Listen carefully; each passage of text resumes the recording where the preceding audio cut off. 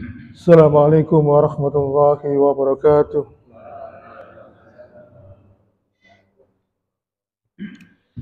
Alhamdulillah, summa alhamdulillahilladzi hamdan katsiran thayyiban mubarakan fih kama yuhibbu rabbuna wa yarda.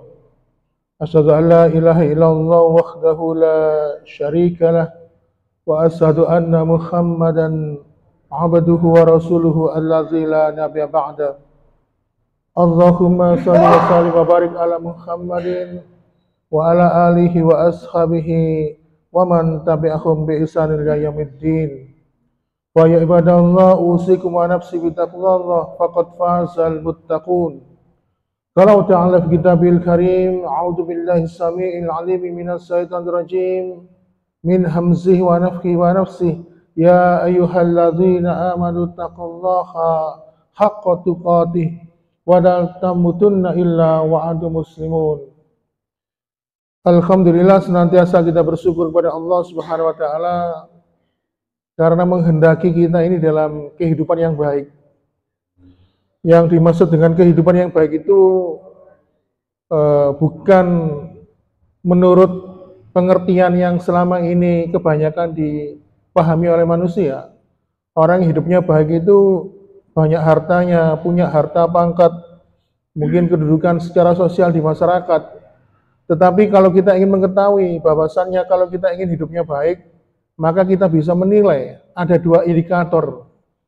Setidaknya ada dua indikator. Apabila dua indikator itu terdapat dalam diri kita, maka pastikan bahwa kita ini dikehendaki oleh kehidupan yang baik oleh Allah Subhanahu wa taala. Pertama, indikator itu adalah ketika kita ini disibukkan oleh Allah dalam kebaikan, dalam perkara ibadah, dalam ketaatan kepada Allah, maka sesungguhnya itu sebagai tanda bahwa kita ini dikehendaki baik oleh Allah Subhanahu wa taala.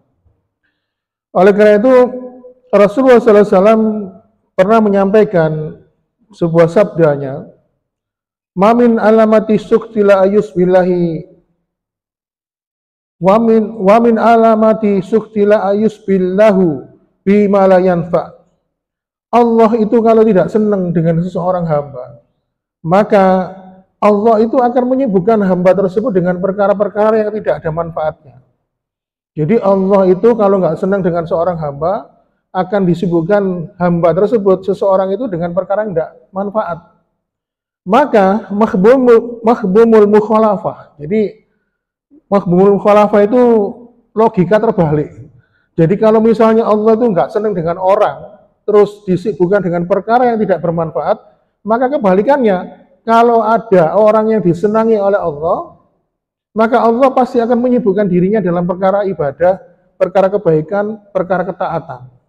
Oleh karena itu, ma'asyiral muslimin, itu indikator yang pertama. Indikator yang kedua, seseorang diberikan kehidupan yang baik oleh Allah adalah sebagaimana ketika Rasulullah SAW bersabda, "Man yuridillahu bihi khairan yufaqihu fiddin."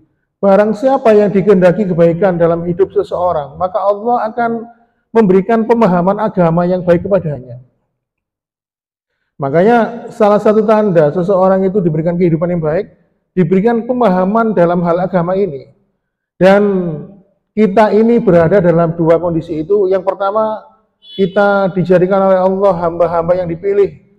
Pagi-pagi buta sudah hadir di masjid ini, disibukkan dalam perkara ibadah, dalam perkara menjaga ketaatan dan ketakwaan kepada Allah. Dan perkara yang kedua yang sedang kita tunaikan pada kesempatan ini adalah mengkaji atau talabul ilm, dengan harapan setelah kita mendapatkan ilmu itu, maka ilmu itu mendapatkan memberikan pemahaman kepada kita, dan hasil dari pemahaman agama itu akhirnya menjadikan kehidupan kita menjadi baik.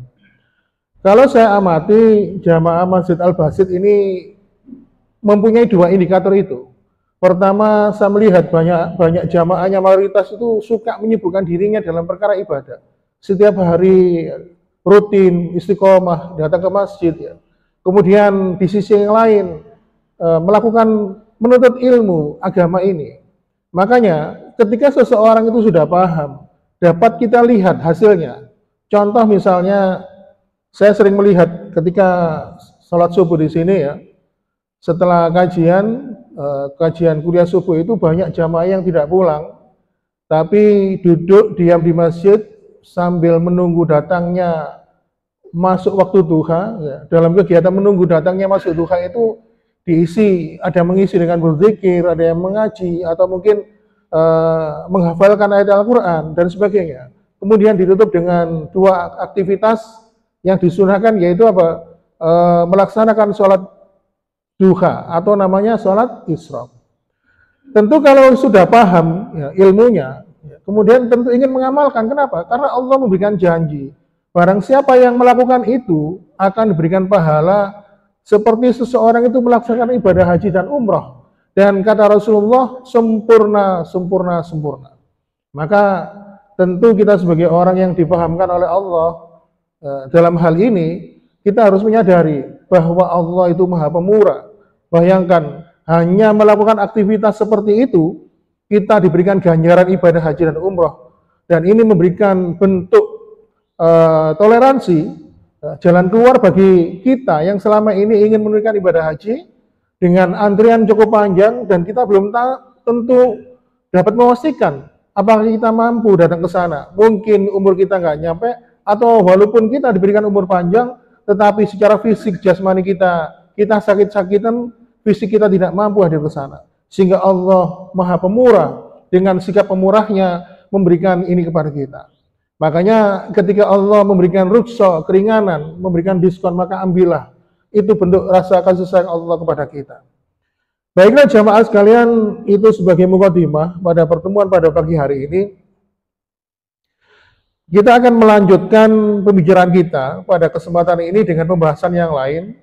Bahwasannya kita ketahui bahwa dalam kehidupan beragama ini, kita ini mempunyai dua pondasi yang harus kita ketahui.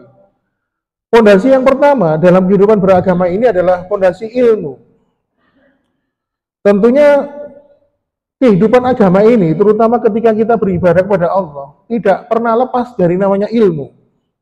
Makanya Rasulullah SAW ketika sholat subuh, setelah selesai sholat subuh, dalam sebuah hadis yang diriwayatkan oleh Imam Ibnu Majah, beliau memberikan contoh kepada kita. Yang pertama kali kita mohonkan kepada Allah bukan dunia, bukan sesuatu yang sifatnya duniawi, ya, sifatnya jangka pendek, tetapi yang sangat dibutuhkan adalah ilmu. Makanya beliau melazimkan sebuah doa, Allahumma inni as'aluka ilman nafi'ah. Setelah itu baru warizqan thayyiba, kemudian wa amalan mutaqabbala. Yang diminta dulu adalah ilmu, ilmu yang bermanfaat. Ilmu yang bermanfaat itu apa? Ilmu yang bisa diamalkan. Nah, kenapa demikian? Rasulullah kok mencontohkan demikian? Karena dalam sebuah hadis riwayat Imam Ibnu Majah juga, Rasulullah SAW bersabda, "Thalabul ilmi faridatun ala kulli muslimin." Menuntut ilmu itu wajib bagi setiap muslim. Kewajiban bagi setiap muslim itu menuntut ilmu. Tentunya di sini para ulama membagi ilmu apakah yang wajib dituntut oleh kaum muslimin, tidak lain dan tidak bukan adalah ilmu tentang agama ini, tentang syariatnya Allah. Tetapi kalau ilmu itu berkaitan dengan dunia, maka hukumnya fardu kifayah. Maka bila ada seseorang yang sudah menguasai ilmu kedokteran, maka yang lain pun harus menguasai ilmu ekonomi. Kemudian ada yang menguasai ilmu tentang teknik sipil ya, dan sebagainya. Sifatnya fardu kifayah untuk ilmu dunia. Tetapi untuk ilmu agama, ilmu mengenal Allah dan Rasulnya, maka sifatnya wajib bagi setiap muslim. Oleh karena itu, ma'asyiral muslimin, Imam Ibnu Rajab Al-Hambali mengatakan, apakah ilmu yang wajib itu? Beliau mengatakan, yaitu ilmu yang bersumber dari qala Allah, qala Rasul, wa qala sahabat. Artinya apa? Ilmu yang wajib dipelajari itu adalah dari perkataannya Allah, dari perkataan Rasulullah, dan dari perkataannya para sahabat. Karena apa? Kehidupan surga, ya, kehidupan akhirat itu identik dengan ilmu. Maka semakin orang itu meninggalkan ilmu, mendekati kebodohan, maka semakin dia mendekati neraka. Karena neraka itu identik dengan kebodohan.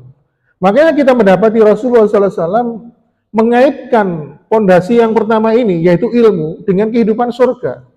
Makanya Rasulullah SAW menyampaikan, man salaka tariqan yaltamisu fi ilman sahalallahu lahu bihi tariqan ilal jannah.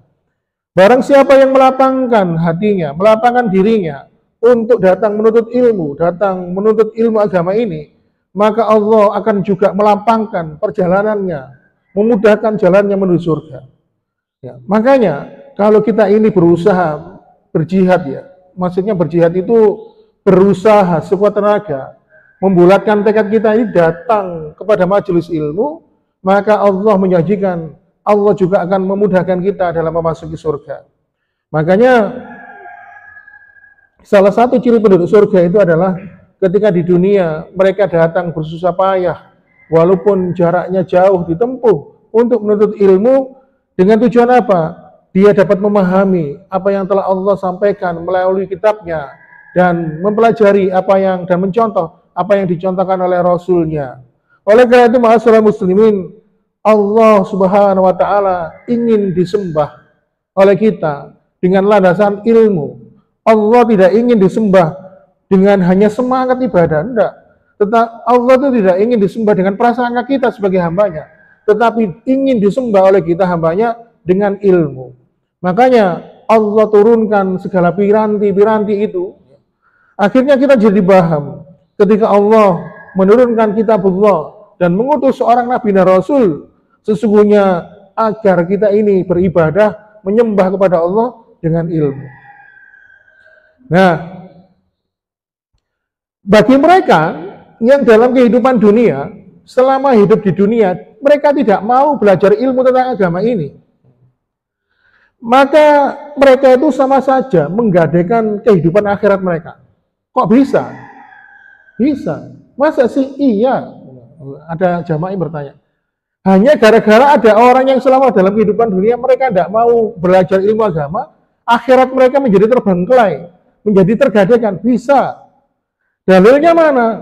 Ada dalilnya. Ketika Rasulullah SAW dalam sebuah hadis yang sahih menyampaikan, abghadur rijali indallahi alimun fid dunya jahilun anil akhirah. Orang yang paling dibenci oleh Allah di bawah langit ini dan di atas bumi ini, yaitu orang yang paham tentang urusan dunia. Tentang dunia itu mendetail, bisa paham semuanya, sampai hal sekecil-kecilnya. Tetapi untuk urusan akhirat, mereka jahilun, mereka itu menjadi bodoh. Oleh karena itu, ini juga berdasarkan firman Allah di surat Ar-Rum, ya, di ayat yang ke-7. A'udzu billahi minasyaitonir rajim. Ya'lamuna zahiran minal hayatid dunya wa hum 'anil akhirati hum ghafilun. Mereka itu, yaitu orang-orang kafir, lebih memahami kehidupan dunia, bahkan mereka pun paham dengan kehidupan dunia, sedangkan mereka dalam kehidupan akhirat, untuk urusan akhirat mereka lalai. Makanya hati-hati bila diri kita ini terjebak dalam kesenangan dunia sampai tidak mau menyibukkan diri dengan ilmu, maka itu bisa menjadi sebab pembatal keislaman. Jadi pembatal keislaman itu menurut Syekh Ali Fauzan, setelah dihimpun itu ada 10 penyebab. Dan penyebab yang ke-10 ini adalah ketika ada seseorang yang selama dalam kehidupan dunia tidak mau mempelajari ilmu agama ini, tidak mau mengenal Allah dan Rasulnya, maka Islamnya bisa menjadi batal. Sebab yang ke-10. Jadi kita paham, ternyata bukan hanya wudhu yang bisa batal, ternyata tidak hanya sholat yang bisa batal, haji pun bisa batal. Maka keislaman seseorang pun bisa batal. Karena selama ini yang kita ketahui, membatal keislaman itu apa? Berbuat syirik. Ketika seseorang itu berbuat syirik, maka syahadatnya batal, Islamnya batal. Padahal jumlahnya ada 10, ya. Dan penyebab yang ke-10 ini adalah ketika seseorang dalam kehidupan dunia tidak mau mempelajari agamanya Allah, mempelajari ilmunya Allah, dan apa yang disampaikan oleh Rasulullah, maka bisa batal keislamannya di hadapan Allah Subhanahu wa Ta'ala. Oleh karena itu, ma'asyiral muslimin, di surat As-Sajdah ayat 22, Allah Allah Subhanahu wa taala menceritakan orang-orang seperti ini. A'udzubillahi minasyaitonir rajim wa man aslamu mimman dzukira bi ayati rabbih summa a'rada anha. Inna minal mujrimina muntaqimun. Siapakah yang lebih zalim daripada orang yang telah diperingatkan dengan ayat-ayat Tuhannya, kemudian dia a'rada anha, a'rada itu berpaling ya. Sungguh kami akan memberikan balasan kepada orang-orang berdosa. A'rada itu adalah, kalau orang Jawa bilang itu gak ngereken belas. Kalau lihat terjemahannya di dalam Al-Quran itu, a'rada itu berpaling. Jadi a'rada itu beda karakter dengan kafaro. Kalau kafaro itu menutupi kebenaran, di hati mereka menutupi kebenaran, dan suatu saat yang ditutupi mereka itu akan terbuka. Makanya kalau kita melihat orang-orang kafir yang hatinya menutupi kebenaran itu, ketika yang menutupi hati mereka dibuka oleh Allah, mereka mudah sekali mendapatkan hidayah. Makanya kita kalau sering melihat orang kafir itu kadang-kadang masuk Islam itu dengan perkara yang sepele. Yang terakhir kemarin saya baca itu gara-gara apa? Istinja, gara-gara cebok. Ada seseorang wanita keturunan Afrika menjadi petugas pembantu rumah tangga di sebuah asrama. Dia tugasnya itu mencucikan baju penghuni asrama itu. Ketika mencuci baju dari mahasiswa dari Timur Tengah, ketika melihat celana dalamnya itu, mereka itu bersih, tidak ada bercak dan sebagainya. Ketika ditanya kenapa, ya karena mereka setelah setiap habis buang air kecil istinja, bercebok. Berbeda dengan mahasiswa dari negara barat, celana dalamnya itu pasti kotor dan tidak bisa dihilangi walaupun dicuci. Dan ternyata gara-gara ini akhirnya dia tertarik masuk Islam. Beda dengan a'rada. Kalau a'rada itu mereka itu berpaling, sengaja menutup dirinya. Sehingga orang-orang demikian ini nanti diganjar oleh Allah Subhanahu wa taala. Sebagaimana yang difirmankan oleh Allah di surat At-Toha ayat 124. Dan ini sering disampaikan oleh para narasumber. Ya, wa man a'rada an dzikri fa innalahu ma'isatan donka wa nasuruhu yaumal qiyamati a'ma. Dan barang siapa yang berpaling, enggak ngereken peringatan kepada Allah, maka sungguh ma'isatan donka, dia akan mendapatkan hidup yang sempit, dan dalam kehidupan akhirat nanti dia akan dibangkitkan dalam keadaan a'ma, dalam keadaan buta. Nah, ini karakter orang yang a'rada. Sebaliknya bagi orang-orang beriman, Allah memberikan yang senantiasa mengimani Allah dan Rasulnya, mempelajari ilmunya Allah dan mencontoh Rasulullah. Sebaliknya diterangkan oleh Allah, innama yaksallaha min ibadihil ulama. Sesungguhnya yang paling takut kepada Allah yaitu mereka orang yang alim. Kalau alim itu tunggal, kalau ulama disebutkan di sini adalah ulama, maksudnya itu banyak jumlahnya. Maka orang-orang yang takut kepada Allah ya orang-orang yaitu ulama, yaitu orang yang mengerti tentang ilmu agama ini. Oleh karena itu Ibnu Katsir dalam tafsirnya mengatakan sesungguhnya yang paling takut kepada Allah dengan takut yang sebenar-benarnya adalah orang-orang yang berilmu, karena mereka semakin mengenal Allah yang maha agung, maha mampu, maha mengetahui, dan mensifati dengan sifat dan nama yang sempurna dan baik.